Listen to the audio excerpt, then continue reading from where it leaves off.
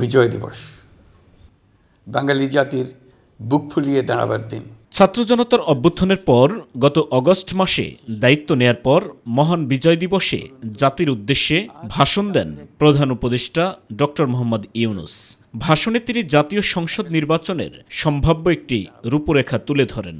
তবে রাজনৈতিক ঐকমত্যের কারণে আমাদেরকে যদি অল্প কিছু সংস্কার করে ভোটার তালিকা নির্ভুলভাবে তৈরি করার ভিত্তিতে নির্বাচন সম্পন্ন করতে হয়, তাহলে 2025 সালের শেষের দিকে নির্বাচন অনুষ্ঠান হয়তো সম্ভব হবে। আর যদি এর সঙ্গে নির্বাচন প্রক্রিয়া এবং নির্বাচন সংস্কার কমিশনের সুপারিশের পরিপ্রেক্ষিতে এবং জাতীয় ঐকমত্যের ভিত্তিতে প্রত্যাশিত মাত্রার সংস্কার যোগ করি, তাহলে অন্তত আরও 6 মাস অতিরিক্ত সময় লাগতে পারে। মোটা দাগে বলা যায় 2025 সালের শেষ দিক থেকে 2026 সালের প্রথমার্ধের মধ্যে নির্বাচনের সময় নির্ধারণ করা যায়।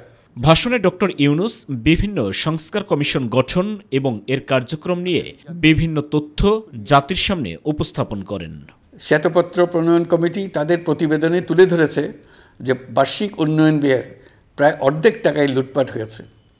দেশে এমন ধরনের পোষ্যতোষী পুঁজিবাদ তৈরি করা হয়েছিল যার সুবিধাভোগী ছিল স্বৈরাচার ও তার সহযোগীরা। প্রতিবেদনে উল্লেখ করা হয়েছে যে নির্দিষ্ট কিছু গোষ্ঠীকে সুবিধা দিতে যে পরিমাণ কর ছাড় দেওয়া হয়েছে, সেটা অর্ধেকে নামিয়ে আনা গেলে দেশের শিক্ষা বাজেট দ্বিগুণ, স্বাস্থ্য বাজেট 3 গুণ করা সম্ভব ছিল। পাচার করা এই টাকা আপনাদেরই টাকা। অন্তর্বর্তীকালীন সরকার দায়িত্ব নেওয়ার পর বিভিন্ন খাতে সংস্কারের লক্ষ্যে গুম কমিশন সহ 15টি কমিশন গঠন করেছে। নতুন ভোটার ছাড়াও প্রবাসী ভোটারদের ভোটদান নিশ্চিত করতে তার সরকারের পদক্ষেপ এবং নির্বাচন কমিশন গঠন নিয়ে কথা বলেন প্রধান উপদেষ্টা। প্রধান নির্বাচন কমিশনার সহ নির্বাচন কমিশন গঠন করা হয়ে গেছে। কমিশন দায়িত্ব গ্রহণ করেছে। এখন থেকে তাদের হাতে দায়িত্ব ন্যস্ত হলো ভবিষ্যৎ সরকার গঠন করার প্রক্রিয়া শুরু করার। তারা তাদের প্রস্তুতির কাজ শুরু করেছেন। তাদের হাতে অনেক কাজ। প্রথমে সবচেয়ে বড় কাজ ভোটার তালিকা হালনাগাদ করা। এবার আমরা প্রবাসী বাংলাদেশিদেরকে ভোট দেওয়া নিশ্চিত করতে চাই। অতীতে আমরা এই ব্যাপারে অনেকবার আশ্বাসের কথা শুনেছি। এই সরকারের আমলে এটা যেন প্রথমবারের মতো বাস্তবায়িত হয়, এটা আমরা নিশ্চিত করতে চাই।